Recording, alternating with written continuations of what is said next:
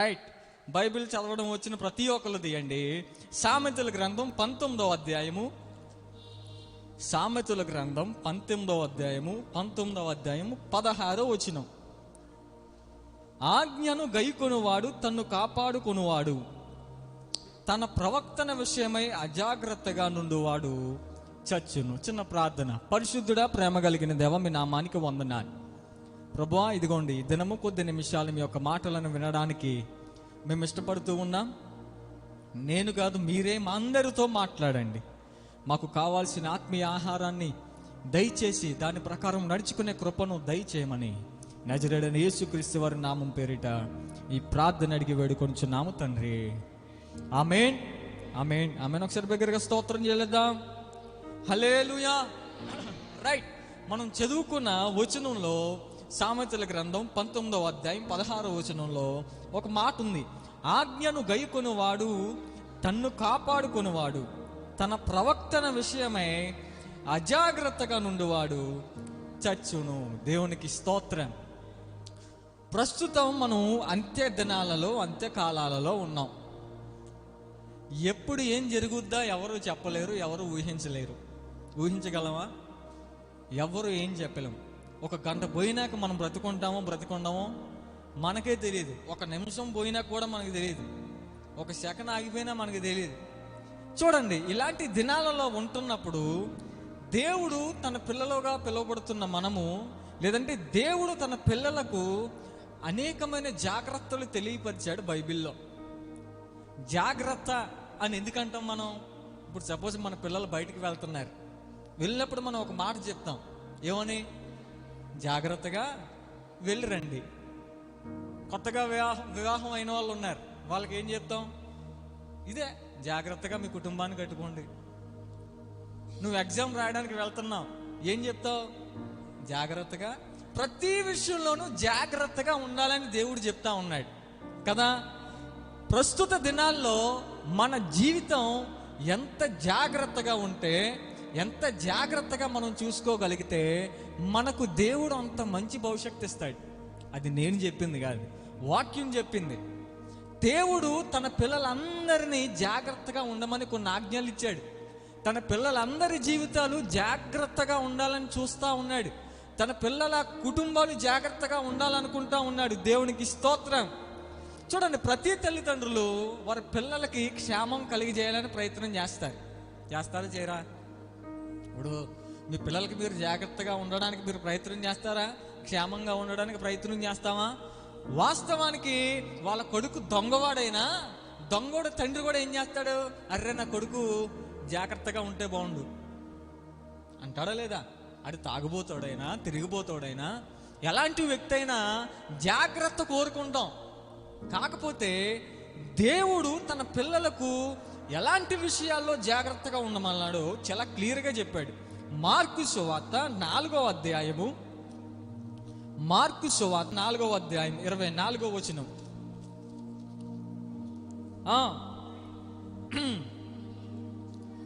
మీరేమి వినుచున్నారో జాగ్రత్తగా చూచుకొనుడి.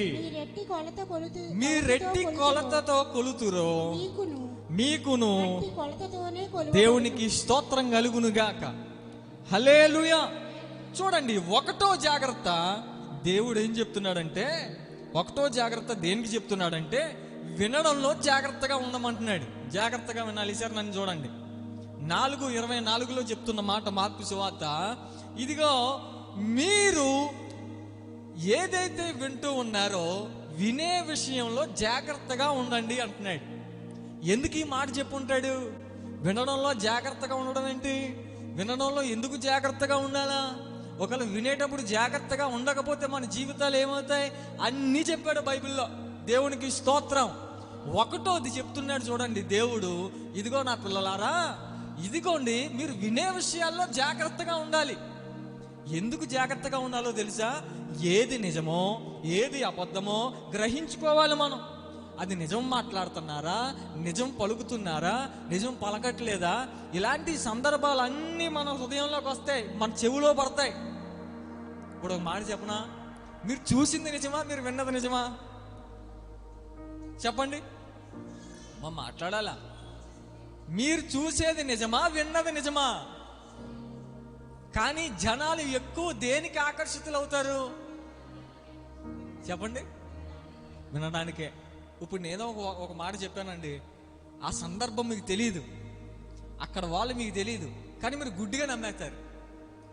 ప్రస్తుతం జరుగుతున్న మోసాలు ఇవే కదా, ప్రస్తుతం జరుగుతున్న కార్యక్రమాలు ఇవే కదా. సంఘాల్లో కూడా ఇలాగే ఉన్నారు విశ్వాసులు. అక్కడ జరిగే అవకాశం, జరిగే పని ఏంటో వారికి తెలీదు, వీళ్ళు లేనిపోయిన మాటలన్నీ మాట్లాడతాడు.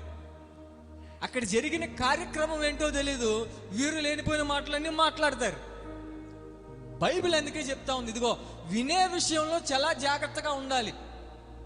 ఎందుకు జాగ్రత్తగా ఉండాలో అంటే అది కూడా దేవుడు చెప్తా ఉన్నాడు. చూడండి, యాకోబు రాసిన పత్రిక 1వ అధ్యాయం 22వ వచనం 23వ వచనం. మీరు వినువారు మాత్రమై ఉండి, చూడండి, మీరు వినువారు మాత్రమై ఉండి మిమ్మును మీరు మోసపుచ్చుకొనుకున్నారు. అది మ్యాటర్. మీరు వినేసి మిమ్మును మీరు మోసపుచ్చుకోకూడదు. వాక్య ప్రకారం ప్రవర్తించు వారునై ఉండాలి. దేవునికి మహిమ కలుగునుగాక. చాలా మంది వింటారు కానీ గ్రహించరు, చాలా మంది వింటారు కానీ నమ్మలేరు, చాలా మంది వింటారు కానీ దాని ప్రకారం నడుచుకోలేరు. అందుకే అంటున్నాడు, మీరు వినిమట్టు వారై ఉండి మిమ్మును మీరు మోసపుచ్చుకోవద్దు. దేవునికి స్తోత్రం. చాలా మంది ఒక చెవితో వింటారు, ఒక చెవితో. సంఘాల్లో విశ్వాసులు కూడా అంతే, ఒక చెవితో వింటారు, ఒక చెవితో వాళ్ళకి నచ్చిందైతే హృదయానికి వెళ్తుంది, వాళ్ళ హృదయానికి గట్టిగా తగిలిన మాట అయితే బయటికి వెళ్ళిపోద్ది. ఇది కాదు దేవుడు చెప్తా, ఈ మాటలు కాదు దేవుడు చెప్తా. నువ్వు వినడం ప్రారంభించిన తర్వాత ఆ వినే మాటలు ఖచ్చితంగా నువ్వు గైకొనాలా, గ్రహించాలంటున్నాడు భక్తుడు. వినేసి మోసంలోకి వెళ్ళిపోతున్నారు, వినేసి మీ యొక్క హృదయాన్ని మోసపరుచుకుంటున్నారు అంటున్నాడు. ఇక్కడున్న మనం జాగ్రత్తగా ఒక ప్రశ్న వేసుకుంటే, మనం ఎంతవరకు వింటున్నాం, వినిన దాని ప్రకారం వాక్య ప్రకారం నడుచుకుంటున్నామా లేదా అనేది మన మనసాక్షికే తెలుసు. ఎందుకంటే ఇక్కడ ఉన్న ప్రతి ఒక్కరు నేను చెప్పిన మాటలు వింటారు, కానీ దాన్ని గైకునే వాళ్ళు కొంతమందే ఉంటారు, దాన్ని గ్రహించే వాళ్ళు కొంతమందే ఉంటారు, దాని ప్రకారం వాక్య ప్రకారం చూసుకుని నడిచే వాళ్ళు కొంతమందే ఉంటారు. అందుకే వినేటప్పుడు చాలా జాగ్రత్తగా వినమంటున్నాడు దేవుడు. దేవునికి స్తోత్రం. నువ్వు వినే మాట దేవుని మాట అనుకో, ఖచ్చితంగా దేవుడు నీ భవిష్యత్తుని మంచిగా మారుస్తాడు, చేస్తాడు. దేవునికి స్తోత్రం కలుగునుగాక. హల్లెలూయా. ఒక్క టాపిక్ కోసం ఇచ్చినప్పుడు ఆ టాపిక్ కోసమే మనం మాట్లాడాలా, కానీ ఇప్పుడు అలా లేదు. A to Z ఈడే మాట్లాడతాడు. అక్కడ ఉన్నా లేకపోయినా మొత్తం వీడే ఊహాగానాల్లోకి వెళ్ళిపోతాడు, ఊహాగానాల్లో తేలుతాడు, ఆ ఊహల్లో మాట్లాడుతూ ఉంటాడు. అది చాలా ప్రమాదమే. నేను ఎప్పుడూ ఒకటి చెప్తాను, ఏంటో తెలుసా? నువ్వు చూస్తే నువ్వు మాట్లాడు, వింటే మాట్లాడడం కాదు. నువ్వు చూస్తే నువ్వు మాట్లాడు, లేదంటే ఆ సందర్భానికి నీకు సంబంధం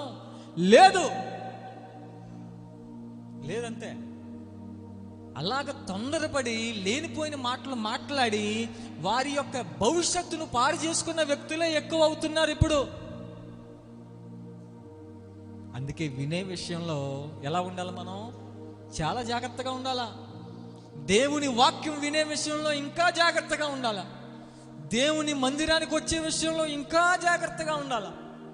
దేవుడు ఏదైనా ఒక మాట చెప్తే ఆ మాట నా కోసమే అని అనుకోవాలా.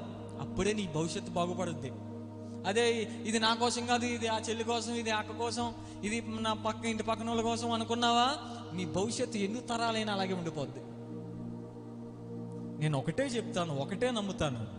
ఏదైనా మనం ఒక పని చేస్తున్నప్పుడు, ఏదైనా ప్రార్థనకు వచ్చినప్పుడు, వాక్యాన్ని వినడానికి వెళ్తున్నప్పుడు, ప్రభువా ఇదిగో ఈరోజు నాతో మాట్లాడు అని అనుకోవాలా. ఈరోజు మీరు మాట్లాడింది నా కోసమే అని నువ్వు గ్రహించగలిగి ఉండాలా. అప్పుడే నువ్వు వినడానికి అర్థం ఉంది, లేదంటే లేదు. అంతేనా? నువ్వు వినడానికి అర్థం ఎప్పుడు వస్తుంది? నువ్వు గ్రహిస్తేనే. విన్నది నువ్వు ఆచరణలోకి తీసుకొస్తేనే నీ జీవితం బాగుపడుద్ది. దేవునికి స్తోత్రం చెప్పండి. ఇప్పుడు చెప్పండి, ఒకటోది, దేవుడు తన పిల్లల్ని ఎందులో జాగ్రత్తగా ఉండమన్నాడు? అమ్మ గట్టిగా చెప్పాలా, వినడంలో కదా. రెండవది మార్కు సువార్త 13వ అధ్యాయము, మార్కు సువార్త 13వ అధ్యాయము 33వ వచనం. జాగ్రత్త పడుడి, ఆ మెలకుగా నుండి ప్రార్థన చేయుడి. దేవునికి మహిమ కలుగునుగాక. హల్లెలూయా. రెండవది, ప్రార్థన చేయుట యందు జాగ్రత్త పడమంటున్నాడు. ఒకటోది వినే విషయంలో జాగ్రత్త పడమంటాడమ్మా. ఇందులో జాగ్రత్త పడమన్నాడు. ఒకటోది చెప్పండి అమ్మా, వినే విషయంలో, అంతేనా? రెండోది దేంట్లో జాగ్రత్త పడమంటున్నాడు? ప్రార్థన చేసే విషయంలో జాగ్రత్త పడాలి. మంచిగా ప్రార్థన చేస్తామా మనం? 2 నిమిషాలు ప్రార్థన చేసే వాళ్ళు ఉంటారు, నిమిషం ప్రార్థన చేసేవాళ్ళు ఉంటారు, టిఫిన్ కోసం ప్రార్థన చేసేవాడు ఉంటాడు, భోజనం కోసం చేసేవాడు ఉంటాడు. కొంతమంది పొద్దున్నే చేస్తారు, మళ్ళీ రాత్రే చేస్తారు. కొంతమంది అసలు చేయరు. చాలామంది విశ్వాసులు చాలా రకాలైన వాళ్ళు కనబడతా ఉంటారు మనకి సంఘాల్లో. అయితే దేవుడు అందరికీ ఒకటే చెప్తున్నాడు, ప్రార్థన విషయంలో జాగ్రత్త పడు. ప్రార్థన విషయంలో నువ్వు జాగ్రత్తగా ఉండాల్సిందే. నువ్వు జాగ్రత్త పడితేనే నీకు భవిష్యత్తు బాగుంటుంది అంటున్నాడు. జాగ్రత్తగా ఉంటేనే ప్రార్థన చేయగలవు. జాగ్రత్త లేకపోతే నీకు ప్రార్థన సరైనది రాదు. కొంతమంది చూడండి, ఎక్కడికి వెళ్ళినా ఒకటే ప్రార్థన చేస్తాడు. ఆడికి ఆ ప్రార్థన తప్ప ఇంకేమీ రాదు. పెళ్ళికి వెళ్ళినా అదే ప్రార్థన, చావుకి వెళ్ళినా అదే ప్రార్థన, సమాధికి వెళ్ళినా అదే ప్రార్థన, ఏంటి బర్త్డే ఫంక్షన్కి వెళ్ళినా అదే ప్రార్థన, పరీక్షలకు వెళ్ళినా అదే ప్రార్థన. విశ్వాసులు నిజమే కదా. ఒక్కొక్కసారి మేము వింటా ఉంటాం పిల్లలే ప్రార్థనలు వింటా ఉంటాం, మాకే సిగ్గేస్తుంది. ఏంట్రా బాబుడి ఎక్కడికి వెళ్ళి ఇదే ప్రార్థన చేస్తున్నాడు. మళ్ళీ ఇలా భక్తి చూసుకుంటే 20 సంవత్సరాలు, 30 సంవత్సరాలు, 40 సంవత్సరాలు సీనియర్లు వెళ్ళు సంఘాల్లో. కాకపోతే ప్రార్థనలో జాగ్రత్త లేదు. ప్రార్థనలో జాగ్రత్త పడాలి. దేవునికి స్తోత్రం. మత్తయి సువార్త 6వ అధ్యాయము, మత్తయి సువార్త 6వ అధ్యాయం తీసారా?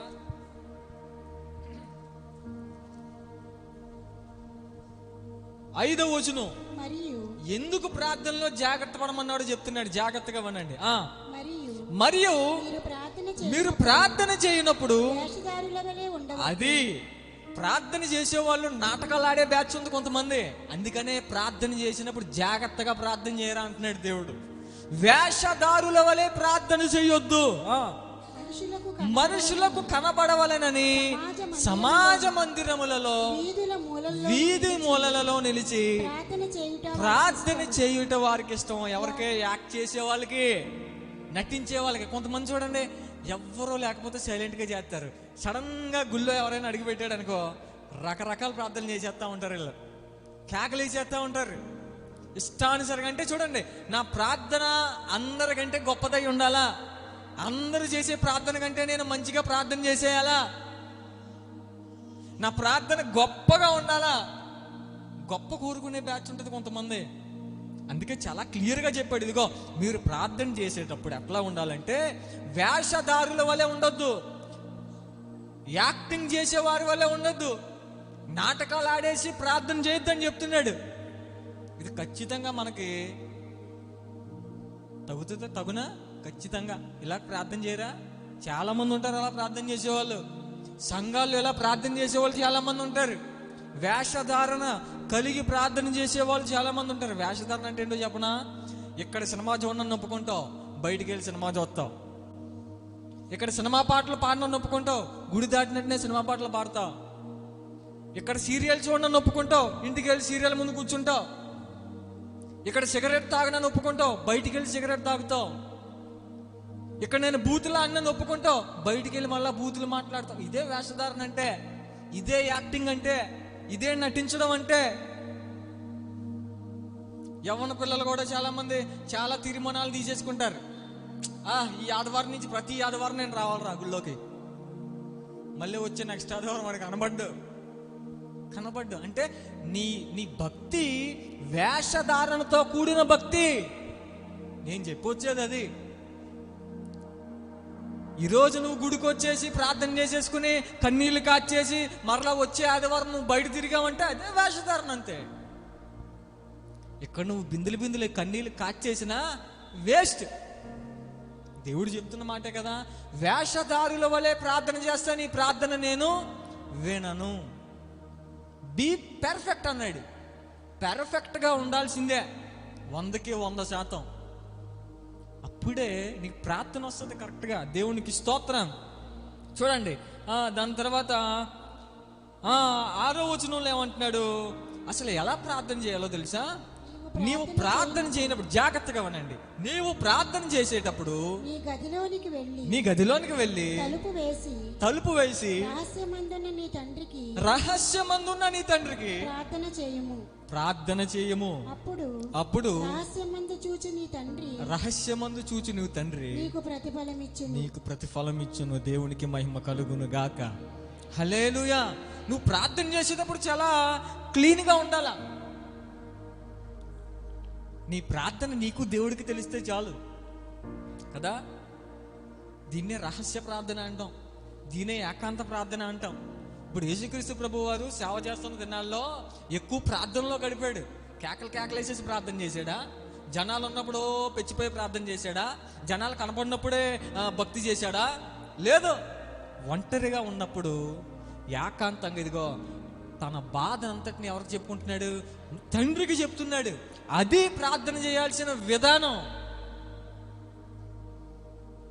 నీకు జాగ్రత్త లేకపోతే ప్రార్థన సరైందిగా రాదు. గుర్తుపెట్టుకోండి ఇది. నీ ప్రార్థనలో జాగ్రత్త పడాలంటాడు. ఎందుకు ఈరోజు మన కుటుంబాల్లో ఏదో ఒక లోటు కలుగుతుంది. ఎందుకో తెలుసా? జాగ్రత్త లేకపోవడం. ఒకటి వినే విషయంలో జాగ్రత్త లేకపోవడం, రెండోది ప్రార్థన చేసే విషయంలో జాగ్రత్త లేకపోవడం. మీ పిల్లలు సండే స్కూల్కి వస్తారా అన్న చేతులు ఎత్తండి ఒకసారి. ఇక్కడున్న పిల్లలు, ఇక్కడున్న తల్లిదండ్రులు పిల్లలు సండే స్కూల్కి వస్తారా? నిజమేనా? కొంతమంది రారా? అందరూ వస్తారా? మ్యాక్సిమం వస్తారా? ప్రతి సండే వస్తారా? ప్రతి సండే. నిజమేనా? Very good. నేర్పించాలి. తల్లిదండ్రులు పిల్లలకు భక్తి నేర్పించాలి.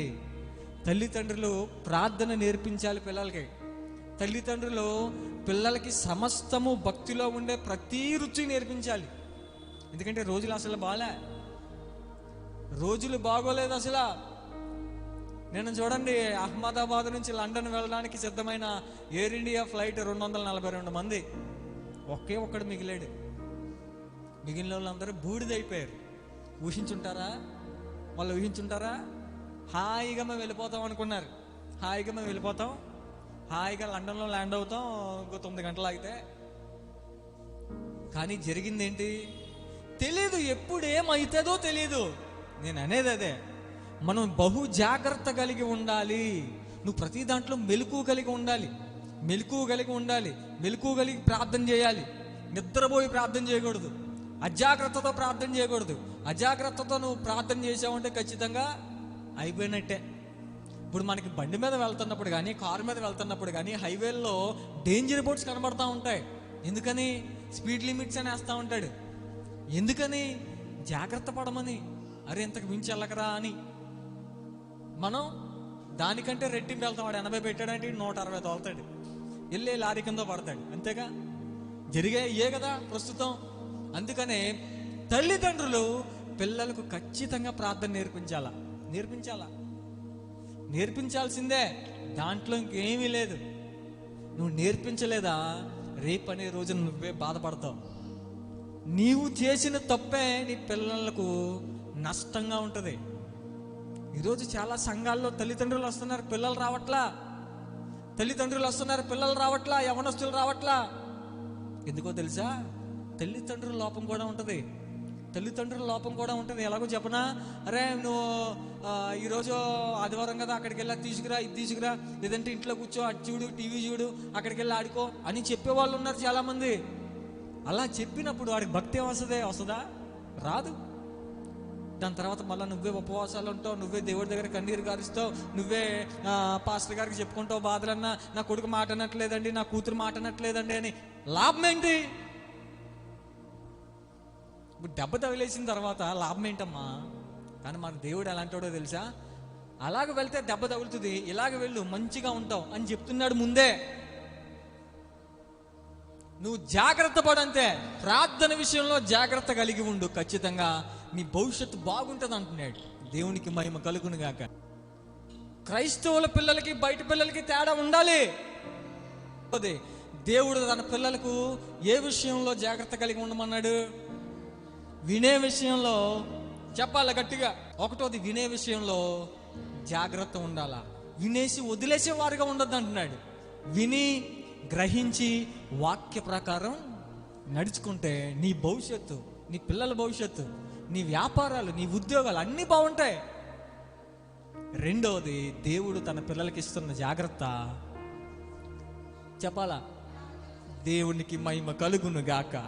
మత్తయి సువార్త 6వ అధ్యాయము 1 నుంచి 4 వచనాలు చదువుకుంటే, మనుషులకు కనబడవలెనని వారి ఎదుట మీ నీతి కార్యము చేయకుండా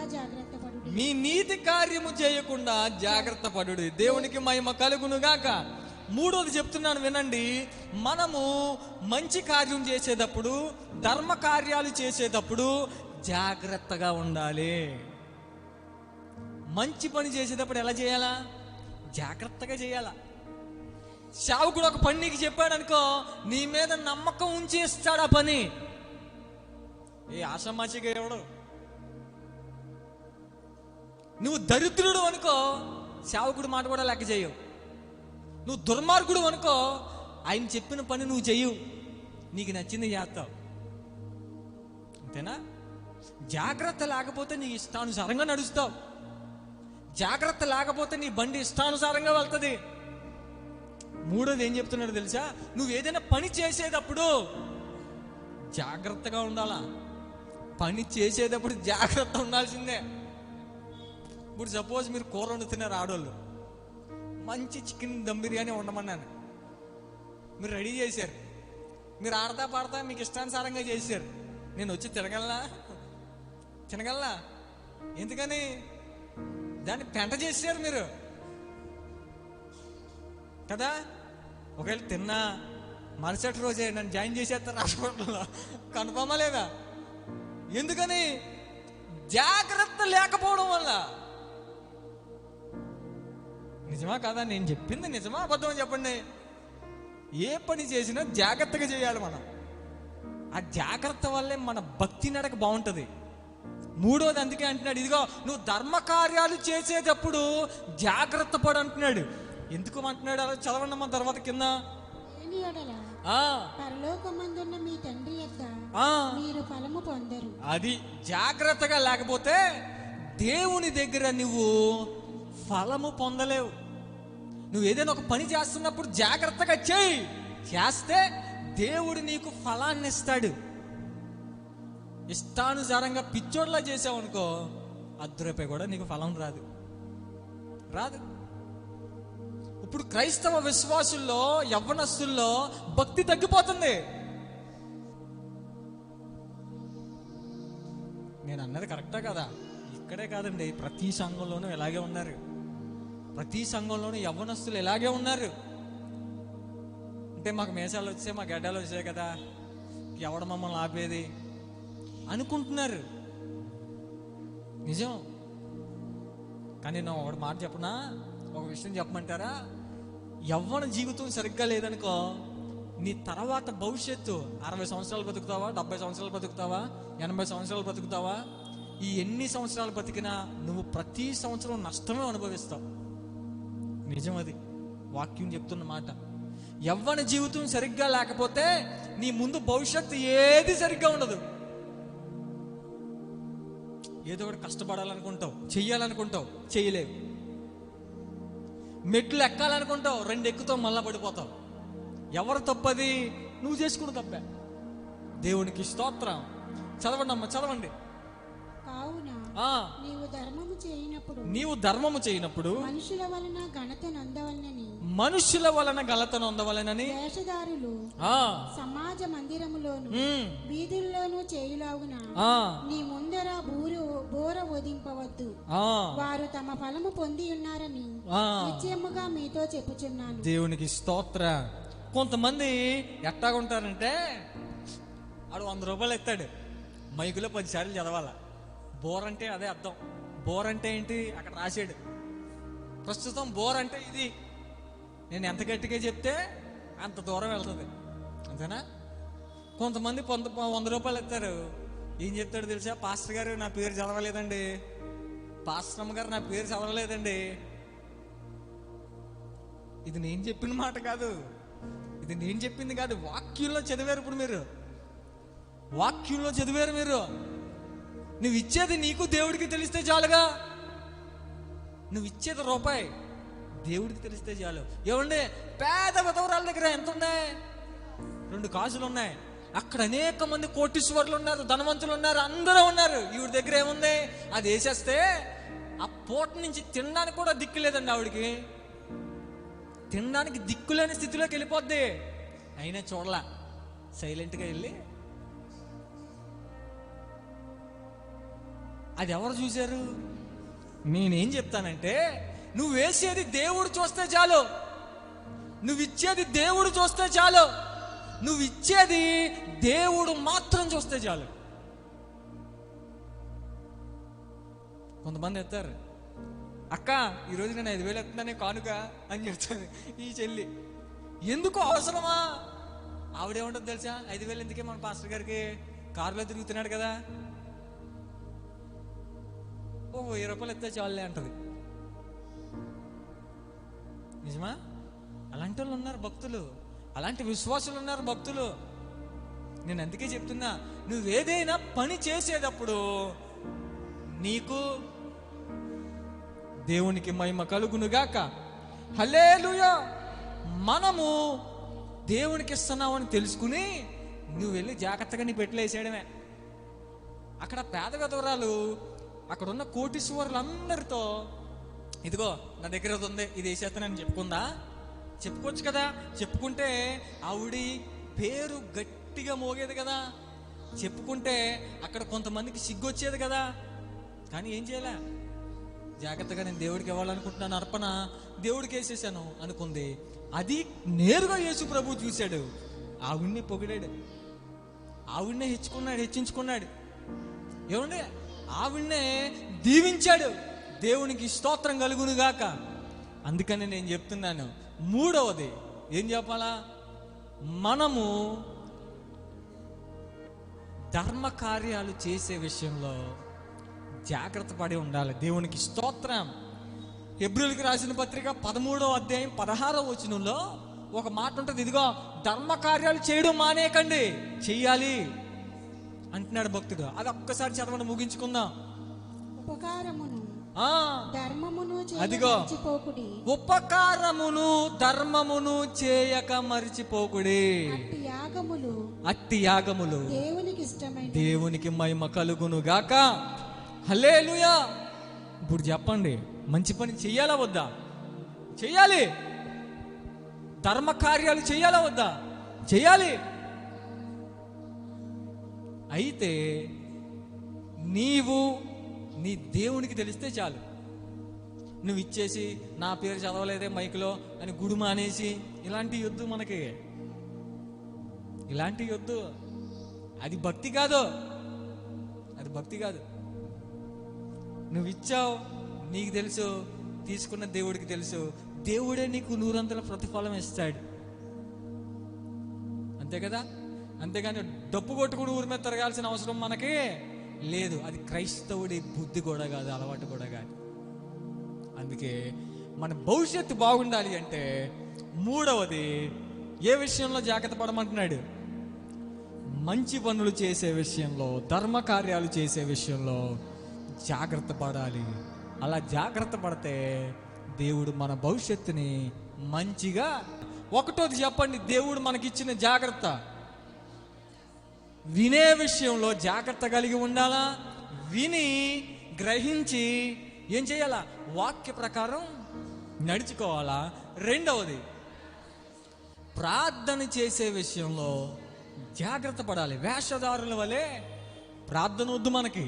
ఆఖరిగా 3వది వ్యర్థమైన చెప్పాలా. వ్యర్థమైన మరి ఏం చెప్పేస్తారంటే నేనేం చేస్తాను?